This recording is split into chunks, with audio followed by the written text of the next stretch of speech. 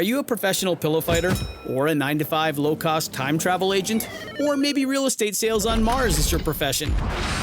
It doesn't matter. Whatever it is you do, however complex or intricate, Monday.com can help you organize, orchestrate, and make it more efficient.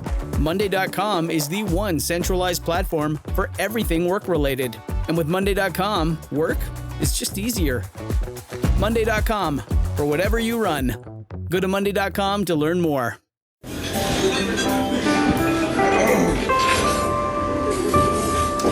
Well, I don't see the point in waiting any longer. So let's bring her out. The star attraction, the one you came to see. Ladies and gentlemen, the one, the only, Miss Judy Gold. Tell me your journey to doing stand-up. So then I did a horror film. It was my first big feature film called. But do you have an agent? I'm saying. I'm no, assuming. I didn't have an agent. Okay, yet. go ahead. I was in New York still, so I did that, and then I met my friend David Gregory, who directed it, and he was like, "If you want to do TV film, you should go out to LA." And I had met this. My first experience with LA was pretty brutal because I met this lawyer guy while I was waitressing, and I was like, "Oh, this is going to be my big Hollywood story." I was discovered, and he introduced me to this manager who was this like Russian lady, working in this. Jewish?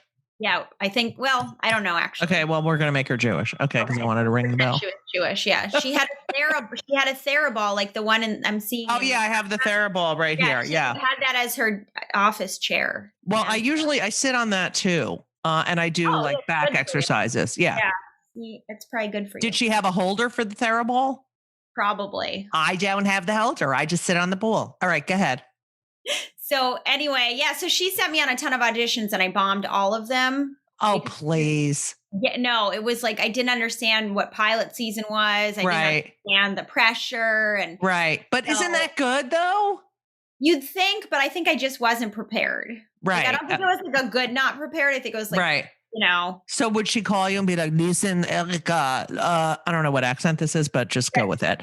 Erica, they said you were not prepared. I cannot represent you. What the fuck is going on here? I cannot do this anymore." Like, what happened? Well, she kind of did that, but in a more passive aggressive way. So she said, "I don't know. I don't understand what's happening because we are not getting any callback. So can you come in and just read with us for a bit?" So I read with her assistant and he's like, "She's fine. She's good." Right. And then they sent me again out for like 10 more and I bombed again. And then she ignored me. I got like the cold shoulder. I came to She ghosted you? She the assistant, was like looking at me and looking at the guy next to me who obviously had an appointment with her. Right. And she was shifting back and forth between us, looking at me. Right. She's at lunch, but she'll be back soon. But she's at lunch, but she's coming on her way. Right. So, and I was like, oh, I get it. So I left. Wait, did you feel defeated? Like, humiliated. I mean, it is awful. Yeah, I felt awful. I felt like I blew my one big chance. You know? I was like, it's over. What was her company like? Was it did she have like clients that worked? Yeah, I think she did, but I think that she has that sort of like throw it up against the wall and see if it's yeah. I think she took on a lot of young people and then would just drop them, if they didn't book something right away. Is she still around? Yeah. I'm going to look her up and find out who she is. I hate that passive aggressive shit. Don't you? I know. Just tell. Like, why can't you just come and say, you know what, it's not going to work out, but like the best, and why don't you like take some more classes or Yeah, we tried, and we feel like you're not prepared, but keep in touch. But to fucking make you sit there and the poor assistant. I know. It's just fucking. This is cold. I fucking hate. So did you ever see her? Or never again. Never saw her again. You just got up and were like, "Oh, okay." Yeah, I sobbed. I called my friend sobbing, like they're not going to represent me, and she ghosted me. Fuck her. Yeah. Okay, so what happens? So then I just decided I'm going to move there anyway because I was just stubborn and I decided next time I'm going to be prepared. And I had a friend who I'd gone to acting school with, and she lived in Mar Vista. My neighbor just moved out, so I moved in right next to her. And how old are you at this point? 23. Okay. and you moved to California and your parents are like, okay. It's so funny when you keep saying my parents, because I like can't remember having any talks with them about moving to LA. Like I remember talking about moving to New York, Right. but I just feel like I decided to move to LA and no one had any say. Like I feel like no one said anything. Well, as a mother, a Jewish mother, where everything is fucking gone over and over and over and processed and reprocessed, you know, that's why I'm like in a little bit in shock. Okay. So you're 23, you're living in Mar Vista. Yeah. When does the stand-up start? Oh, I should also just say that Garrison also talked me into moving to LA because I did this show out here and then he drove me around and kind of tried to sell LA to me and was like, I think it's a good idea for you. And he was a really good mentor for you. Like you say he really helped you find your path and he probably was the first person to really believe in me as a, funny person. Right. Yeah, he definitely saw it when you were very little. So, okay, so you're 23. Yeah. I want to get into the stand-up. How do you get sorry. It's like 2 hours in. Yeah. So honestly, I was here for another probably 5 years before I started stand-up. So I started pretty late. So what were you doing for 5 years? You were going on auditions? I did a web series that was like pretty big and I got paid, pennies for it, but it was something. And you were booking stuff. You were booking stuff. I was booking like very underground stuff. Right. I didn't really get any TV work. Right. Enough to say, hey, I can, I can stay here and figure this out. Yeah. Okay. Probably the first 5 years are all things I wish I could erase from my resume. Right. Exactly. Okay. So you're 28 then when you first do stand up? Yeah. I think I was 28 or 29 when I actually started. Yeah. The way I started was I got a manager because I was writing to managers trying to get representation. Like what? Like Dear Diary? Like what would you write to them? Emails? Yeah. So the way I got my managers, I wrote, I'm a young Maria Bamford.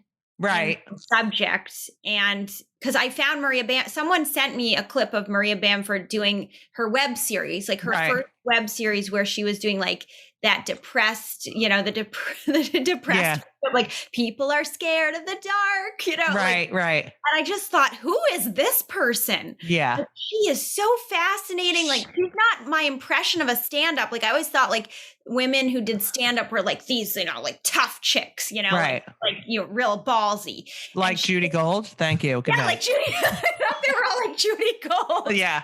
And I was like, here was this sort of vulnerable, different person, quirky. Yeah. And I just sort of fell in love with her and I watched all her stuff, but I still didn't equate myself. Like I still didn't think stand up. Right. Thought, oh, I'm funny and quirky like she is. Like she is. Yeah.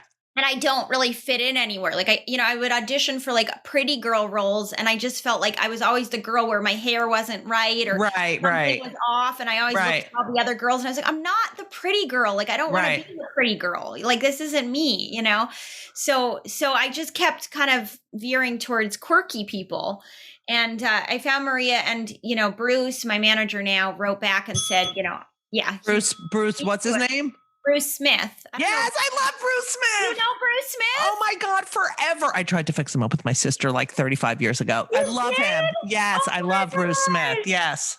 Did you know he was my manager? No, but I love him. Okay, yeah. So he met with me and said, I don't think you're like Maria, but I do think you're funny.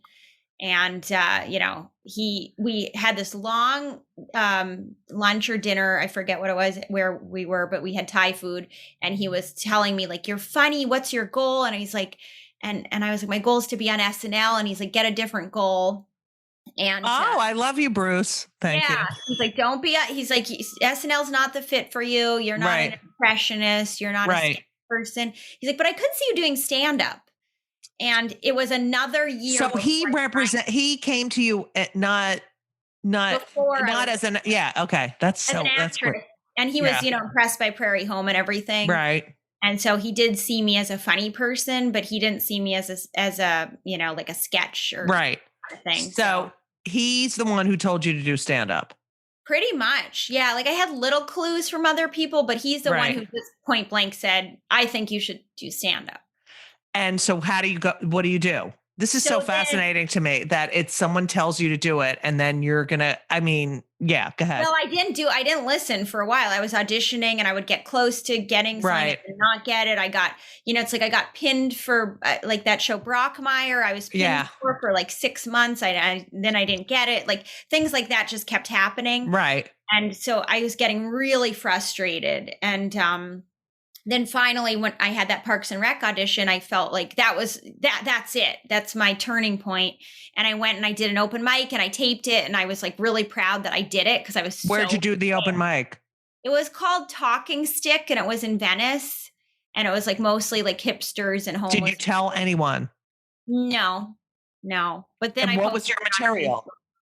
It was all about the audition. It was all like, I just had the worst. It was all about my life falling apart because they had also gotten my car had just been, what do you call it when they put the repossessed?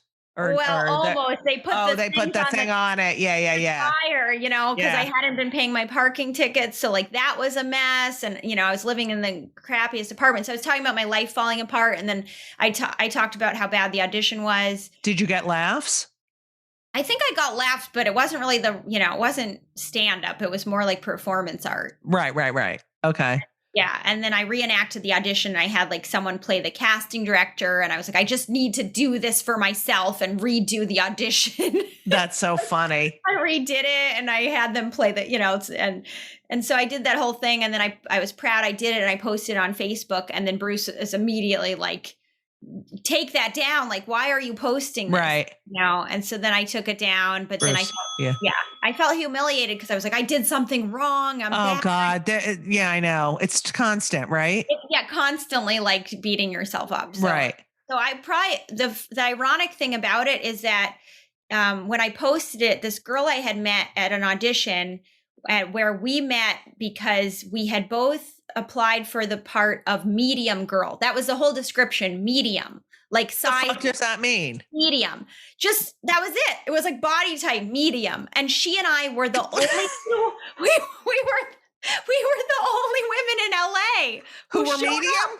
Who identified as medium. As medium. That is fucking hilarious. Body type medium. I would definitely not fit into that category of body type medium. Body type medium, body type fucking enormous, huh? You're too tall, yeah. And huge, yeah. Oh my God, body type medium. Yeah, so medium. So we were laughing hysterically because it was just the two of us. Right. I mean, out of everyone in LA, there were only two women who were like, I think I'm a medium. and what was it for? It was like some commercial or something. Right. I don't think either of us got it, which is weird because I think we were the only ones there. That is fucking hilarious. Maybe it was just like a, sex thing, trafficking. Who knows? Thing. I don't remember. All I remember is that she and I laughed hysterically that we were the only ones there. That is hilarious. Okay. So, and she ended up booking a show called, the show Insecure. Her name's Veronica Mannion, and she does a lot of acting work. So she and I are still friends, but she saw that I posted that video and she's like, oh, you're doing stand up now? Do you want to do my show? And she had a show. So then I had a reason I had to learn how to do it because I actually had a show. So how did you teach yourself how to do it? Well, Bruce again helped me because Bruce is like, you can't just get up and just talk. Like you've got to have jokes. And I'm like, I don't know if you were the type of stand-up who started writing jokes when you were 5, but I was not that type of stand-up. Right. I wasn't like, I was writing jokes when I was a child. Like it was funny, but I wasn't conscious of it, Right. So he like really went, he's like, you got to have a twist at the end. A twist? Okay. Really rudimentary Bruce, stuff. really? Okay, yeah. So he was my first teacher, really with teaching me how to write. I love that he did that. So you went from these alt sort of rooms to, how did you get into the comedy clubs and community and all that stuff? I started in LA, which is a weird place to start. Yes, for sure. Right? Like I wish I had started earlier in Boston. In Boston. We used to go to Boston all the time to do stand up in the 80s and 90s. Yeah. Did you start in New York? I did. Yeah. I started in the early 80s, early mid. But yeah, a lot of us, it was so great because we could drive 3 hours or 3+ hours, whatever, and go do like Nick's. There were 3 shows on. There's so many nights I drove to and from Boston. Wow. And Yeah, Calhoun's. I loved.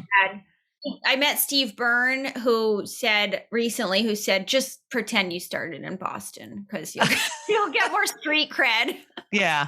So it is weird to start in LA because most people do not start in LA. Yeah. So where are you going? And do you get into the regular, the store and the Improv and the Laugh Factory? Do you start? How do you? No, it took me a while. I actually I think I got into Comedy Magic before anywhere else, because I was working clean. Right. They love clean there. Yeah. Yeah. I had like good short jokes and they liked me. So what was your first joke? I know this is a joke was that my mom and I are a lot alike in that she turned down Harvard and I also didn't go to Harvard. That's funny.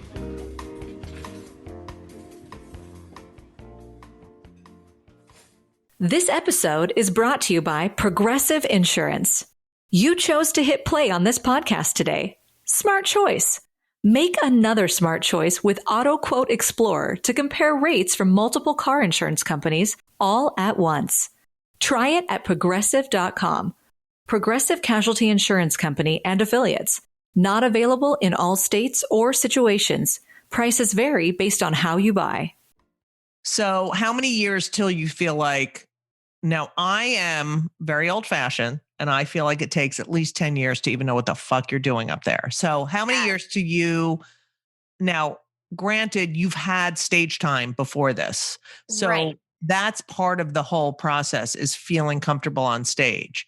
So don't you think you had a little bit of a head start because of? I do in a way. I still feel new though. You know, like I actually you are. I feel the same way that you feel where I'm like, I still don't think I know what I'm doing, Well, you'll figure it out. It takes like 15 years, but it's like where you're like, I mean, I honestly feel more comfortable on stage, talking than I do. Like, I just love it. I feel it is like my home base is. Well, I feel more comfortable on stage than like in normal social settings already, but I still don't always feel like I still don't feel like I'm just talking all the time. Which is I read you an article where you said, I just want to feel like I'm just talking. I'm just I don't want to feel like I'm performing at all. So was it hard for you to write jokes? Or, I mean, Bruce was like, all right, you got to write jokes. So you write these jokes. You have to be conversational too, in a way. Like I remember when I first started and I was young and everyone was like, and I would just write, I had this material about being tall and my mother and everyone's like, why can't you just talk to the audience and be funny off the cuff like you usually are? And I was like, and then I started emceeing. I said, that's what helped me to break that fourth wall and become more conversational. But it was the 80s and, and I was getting more stage time. And I sort of skipped that step, which is maybe detrimental. I didn't host, but I wasn't great at hosting because of that brain thing. I couldn't remember the people I was introducing. Right. Yeah. That's the other part. That's the main job. Yeah. Like, okay. So when do you start getting comedy work, stand-up work? Kind of early on, considering, I mean, I started headlining when I had only been doing stand-up for maybe like 4 years. How did that happen?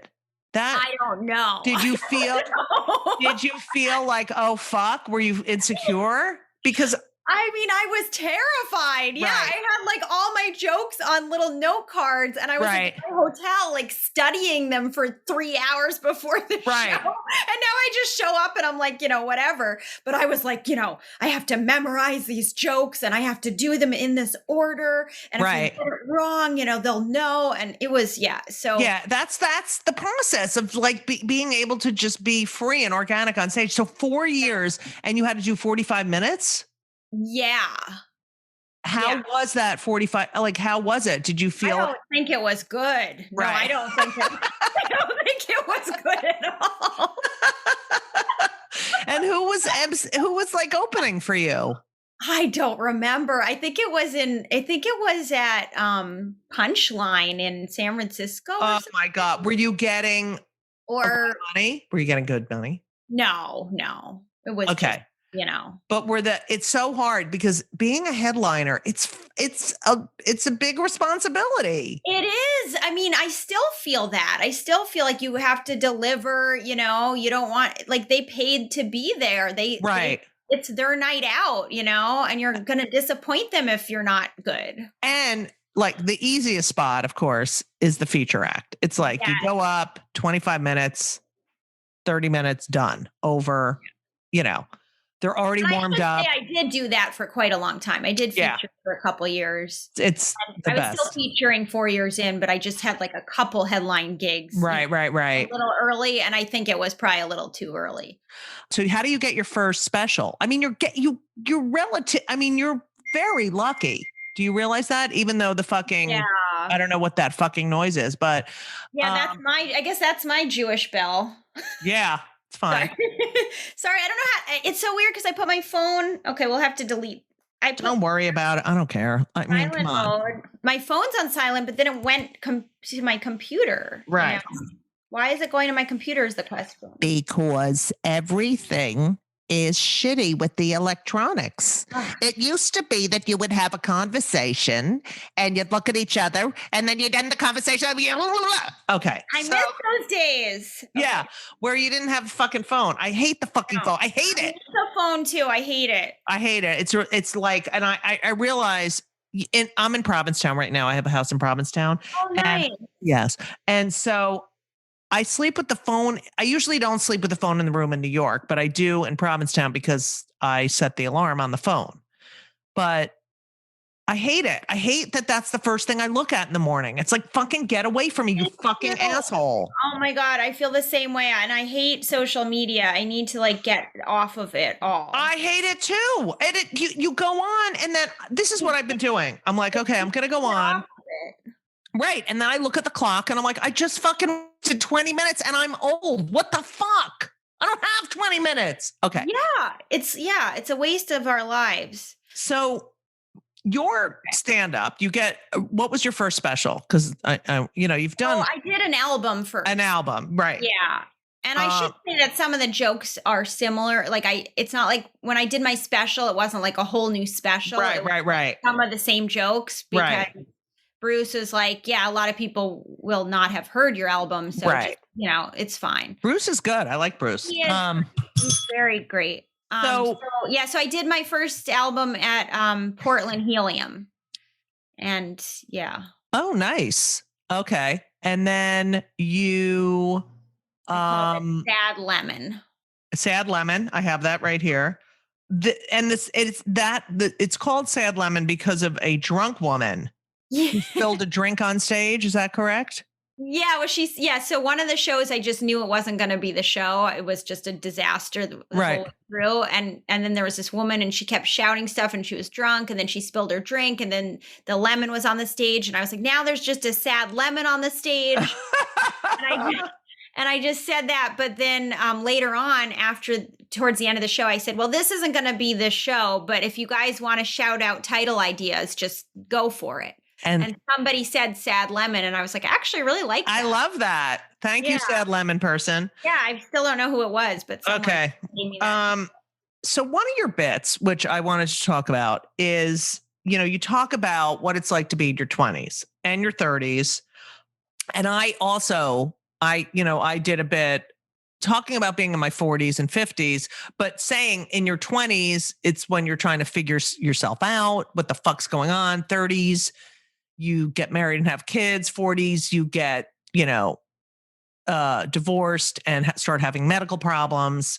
And the 50s is like, fuck you. I don't give a shit. But I love that you have this whole bit about 20-year-olds, how funny it is that they actually think they matter, which is so true. And it's what is sort of kind of what's wrong with stand up now is that, you know, these politically correct, oh my God, and it's like you've lived on this earth for 20 years. Okay. Don't tell me what words I can't say and can say. Yes. And don't tell me what topics I'm not supposed to broach or talk about. Like, shut the fuck up. So I love, but you do it in a nice way. Oh, thanks. But you said, it's funny because you're like, because you people think you matter. Like, it's just so funny that, and you said people got offended in Boston. Like, what the fuck? Yeah, one time I did it. I thought that was so funny though, because I did it at the Comedy Studio. You know, remember when it used to be on top of the Chinese restaurant? Yes. And so there were a lot of Harvard kids and MIT kids that would come. And I think there were a bunch of Harvard girls, and they just they were like the quintessential girls that thought they mattered. They like looked all perfect, and, you know, they had gotten dressed up for the night. And like after that joke, they walked out and they complained, and they were like, we just were really offended by that joke. And I thought, how ironic that the joke that, you know, like you think you matter so much that I'm going to care that you got offended by that. Like, that's ridiculous. I love that. And it's, why is it that people think they could go to a comedy club and be offended and that anyone gives a fuck? That's why you're there, you fucking asshole. Right. And that you think that joke was written about you. Like, just because I'm looking at you doesn't mean it was written about you. I say that all the time. You know, I did write a book about free speech called Yes, I Can Say That. But I say in interviews all the time, guess what, people? No one was thinking about you when they wrote that joke, okay? The world doesn't fucking revolve around you. That is the main problem. And my latest bit is about how, like, they're making documentaries about all these young people now. Like, they made a documentary about Billie Eilish, who was just born. Right. You know? Right. Like, you know, I just don't understand what she has to say in a documentary content. Exactly. Yeah. Now you have the 30s. Can you talk about, the 20s is you people think you matter. The 30s is when you become a person, because I don't think you're really a person yet. You don't know who you are. You're trying on different personality types. Right. And then you turn 30 and you just get your mom's haircut and call it a day. Right. And I had a friend say to me that the way you look when you're 37, this is what someone told me, is your style for the rest of your life. You know how like you see people. This is it. That's it. 37 is such a great age though, but that's what people say. That's what this woman told me. So like whatever you're wearing, like the way your hair is and blah, blah, blah, that's the way it's going to be. And she's been right so far. So you say can you tell the joke that being in your 30s is like sort of being at a casino? Can you do that? Oh, that, yeah. Yeah. You do your joke. Can you do your joke about the casino? Well, like if you're in your 30s and you're not married and you don't have kids, it is like breaking even in a casino, right? Because you didn't win, but you did not win. Right. I love that bit. I love that bit. I told it like how I'm so sick of that joke. Yeah. That joke. I know. And I heard you say it on other things, but it's kind of true. It's because it's when you start to realize that like a lot of people that you thought had their life together, like a lot of people who are married and have kids are like questioning and miserable. Wait till your 40s. Wait till your 40s and everyone gets divorced. So why do you think you have such a knowledge of, you know, it's just the way you can figure that out, that most people are not that aware. Oh, this is a decade where I do this. This is a decade where, you know, like you kind of sum it up really well and not take yourself so seriously. And this is the other thing I want to know. Yeah. Do you feel old? Yes, but not in the way, I don't feel old because I know I'm not old. Right. So I don't feel old because of my age. I feel old in that like, I feel like I see things like as slightly older person. Right. I know. It's the worst, right? Yeah, it is the worst because you see things before they happen. Right. So you don't feel old. I know I'm not old, but I feel like, you know. I mean, you feel older. Yeah. You know that you're a fucking baby, right? I mean, I'm telling you right now. That's like, well, that's also what I talk about is that 30s isn't old, you know, in your 30s. I know. Old, so. But most people in their 30s are like, oh, I'm in my 30s. I know. That's what I talk about. I'm like, they spend 10 years saying they're old. You know? And then they're like, wait, I could have just used that time for other things. Right. And that never ends, by the way, never ends. And I also spend a lot of my time saying I'm fat. So, and then I look back and I'm like, oh my God, I was so skinny in my 20s and 30s and like big 40s. And now I'm like, because now I am fat because of fucking menopause. Not. Yes, menopause, fucking COVID, fat. Okay.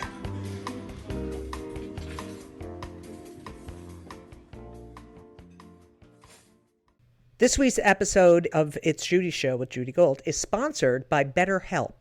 And if you know me, which I think you do because you're listening to my podcast right now, you know that I am a big advocate for therapy. I think it benefits everyone.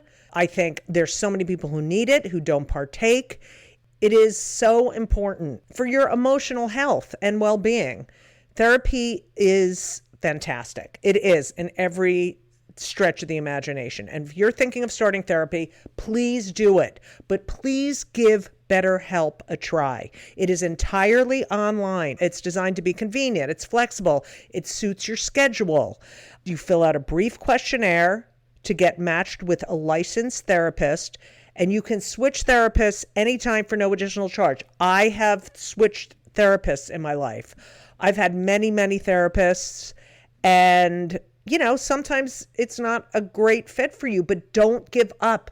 Therapy is beneficial. You can learn about yourself, you can process, and just be emotionally healthy. I'm telling you, do it. BetterHelp is great because, you know, when I used to schlep to my therapist's office, it was so annoying. You have to do it, and you sit there and you wait, and then I'm telling you, doing it online is fantastic. And BetterHelp is amazing. I know a lot of people who've used it. So if you're thinking about therapy, go to BetterHelp.com. Let the gratitude flow. This is Gratitude Month, people. So you need to let the gratitude flow with BetterHelp. Visit BetterHelp.com/JudyGold, JudyGold, today, and you will get 10% off your first month. That's BetterHelp, HELP.com/JudyGold. You're welcome. What are you looking forward to in your 40s and your upcoming, like, what do you want? What are your goals? Well, I think a lot of my goals are just what we were talking about, which is sounding more like myself on stage and also being more myself in real life, you know, because I think I've struggled a lot with this sort of people pleasing mentality. Yeah, get rid of that shit. Yeah. I don't want it anymore. I'm sick of it. It's detrimental for your relationships and for, you know, and it's not who I am either. Right. Know? You gotta, that person. You got to get up there. You will. It's only been what, 10 years? It's been 8.5 years. 8.5 years? Oh, fuck it. You are doing great, Erica. You should yes, you're doing great. Just be true to yourself and you're going to get there. You just wait. In the next couple of years, you're going to be like, wow. I know. I don't know. I feel like I want to start over. That's my mentality right now. I'm like, I want to like screw the act, just get up. Then do it. Go do it. Go fucking do it. It's so, cause you do lean on it. You lean on it. Lean on me. But yeah, go up there and take risks. Lean on what? Lean on what? On the act. Like you're like, this is easy. This is. Yeah. You're like, I just do my jokes and that's it. And now I'm like, I can't do my jokes anymore. Right. That's a stand-up because I get bored too. I'm like, I can't do this joke anymore. Yeah. I'm done. Yeah. Okay. I'm very sorry about your father. I lost my father when I was in my 20s. It's awful. Awful. It's just an awful, especially, you know, your father, and my father was a CPA. and he was a tax attorney. He was a lawyer. What company? Oh, no. He worked for the state of New Jersey and he wrote the tax laws for the state of New Jersey. And he corrected the bar and CPA exams. He was really smart. Dead. Wow. So, what was his name? Harold Gold. That was my dad's name. My dad was Harold. Harold Dean? Harold Rosenblum. Oh my God.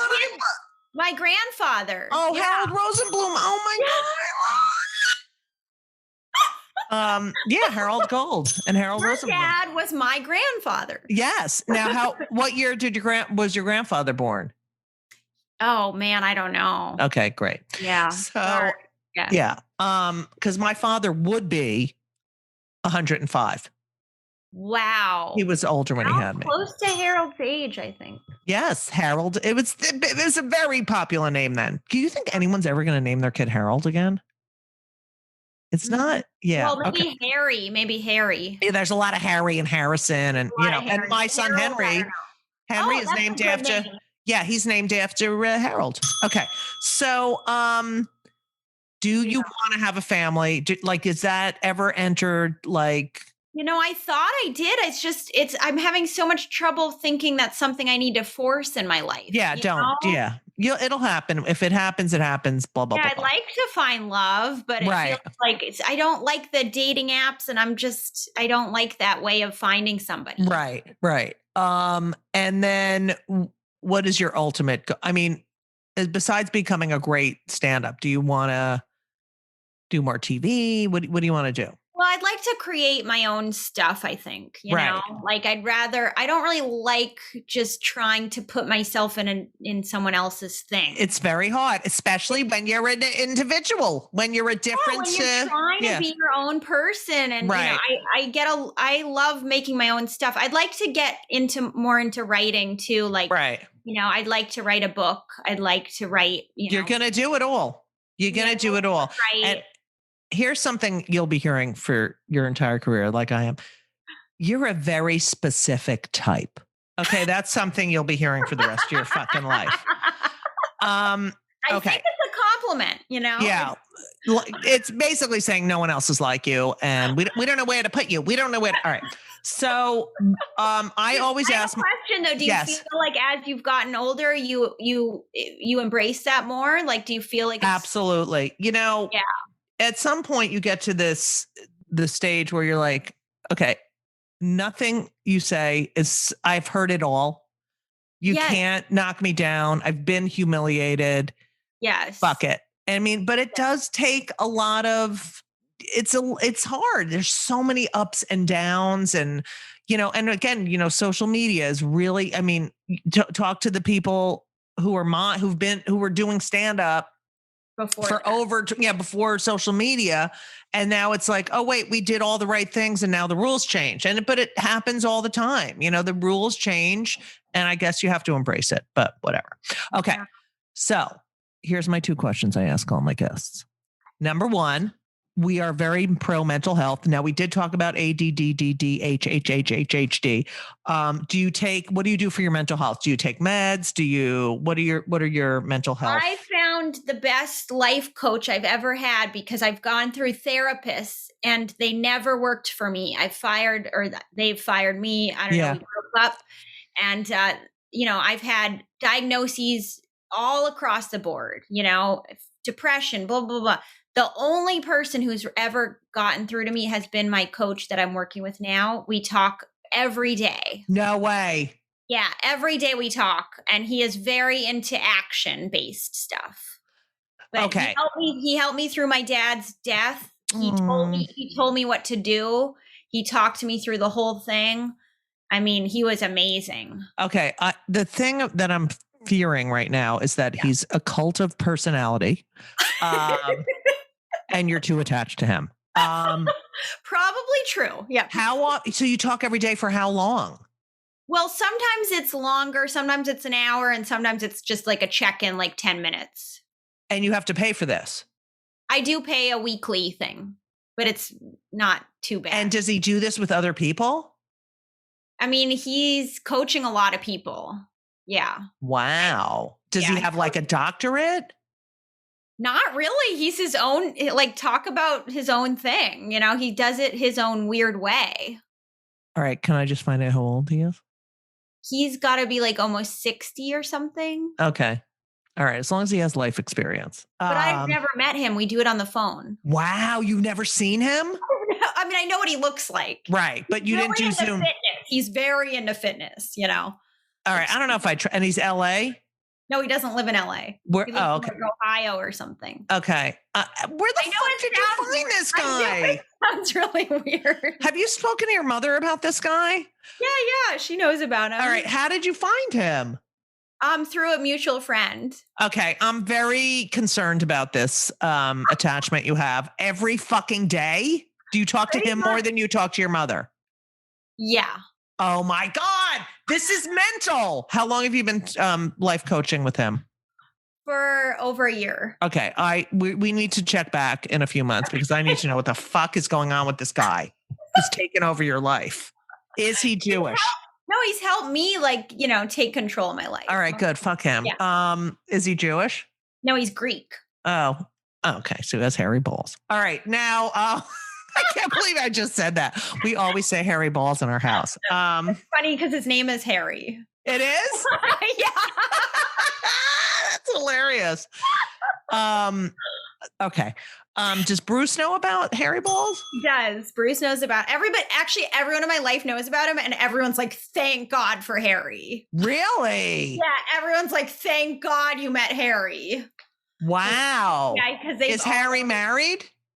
No. See, there's issues there. Does Harry have kids? No. Okay. There's something going on with Harry. I don't think it's like that. All right, whatever.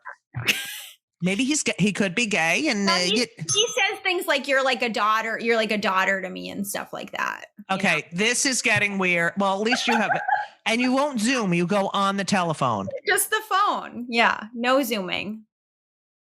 So he could be jerking off, is what I'm trying to say. I'm kidding. God, Judy! God, I'm so inappropriate. I'm sorry. Rude. I'm sorry. Now that's going to be what you're thinking. Take it back. Take it back. All right, I'm taking it back. Okay.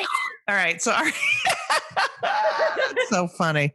All right, that's number one. So we have Harry as your mental health professional. Yes. And number two, now I call the podcast Kill Me Now because I get aggravated at everything because I am my mother's daughter. What pisses you off more than anything in the whole world? Like, what fucking makes you crazy? Well, oh my God, there's so many things, but lately, and I know this is over the top, but I can't stand people liking my texts. Oh, with the finger up? Yeah, with the finger. Lazy. So, and they do it all the time, and all my friends do it. So it's like I'll text them and I'll say like, hey, you want to talk? And then it's like, and then they respond. Why do you have to like it if you're responding? Okay. You know what? I agree with you. Here's what I feel is so weird. And I know you're a words person. So yeah, you love words. And I love that about you. But here's the thing.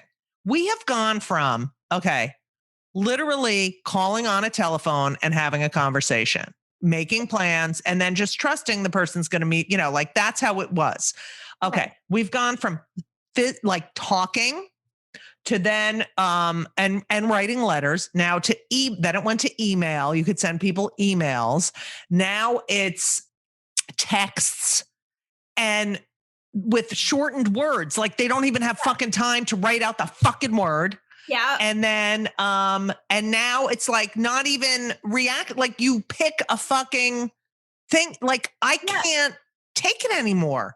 I can't take it either. And just say okay. Like I'd rather someone just say okay than a thumbs up, right? Or liking something. And I don't like emojis either. I just don't. Yeah, I like words. I know. I'm the same way. And they're smart people. And they're smart people just dumbing down. They're just lazy. Their phone is making them dumb down. So they're like, oh, there's an option to be dumber and lazier. Then I'll take that option. Wait, this is the worst. Thank you notes for like a bar mitzvah or what, and it's like, dear blank, it's already pre-printed. That fucking pisses me off. I haven't even seen that. Oh yeah. It's like, dear blank, thank you so much for the blank. Yeah. Oh my gosh, that's awful. I'm so happy. Is it handwritten or is it like? No. There are cards that it's like you fill in the blanks, or don't fucking send me an email. Thank you. No, sorry. No. I always write thank you notes hand by hand. People will say to me on my stationery, and people will say to me, thank you for your thank you note. Like I haven't received a thank you note in forever, blah, blah, blah. Yeah. It's nice to get a thank you note. Yes. I love that. Yeah, I love that you hate that. yeah. You're an old soul. You're an I think old I soul, am. Erica. I think Erica I am. Rosenblum. You would have been doing so much better if you had just kept that fucking name. I'm kidding. Possible. It is possible. No. Do you do anything Jewy in your life or no? No. You wouldn't have to think about it. Do you do Christmas tree and all that shit? And like, yeah, I mean, we do that. Dean really gave it all up for Christy. He was sort of agnostic. He kind of just didn't care. And I kind of think it's funny that he got religious like the day before he died. He did? You know? Yeah, like he suddenly, like at one point I asked him or he said, "Where am I?" Because he was sort of, out of it. And then I said, "You're home. Like, where do you think you should be?" And he goes, "Heaven." And I was like, wow. "Oh, now you believe?" Oh, that's the day nice. before? Yeah. Like, cutting it well, close. It was all stuck in the back of his head and finally came. But he's always with you. So that is the truth. That is the truth. I mean, my father died in 1990 and a day doesn't go by where I don't think of him. And same my mother. Really close. I was close with my father and close with my mother, both dead, but both with me all the time. Yeah. It just sucks. Erica, you are a delight. And I really want to be on a stand-up show with you. So tell Bruce to fucking book us together. Because you're fucking hilarious. And I feel like we would totally, our stand-up would totally complement each other's. Because I've seen you. Open for you. You're the best. Please. No, Erica. You are. Oh, you're sweet.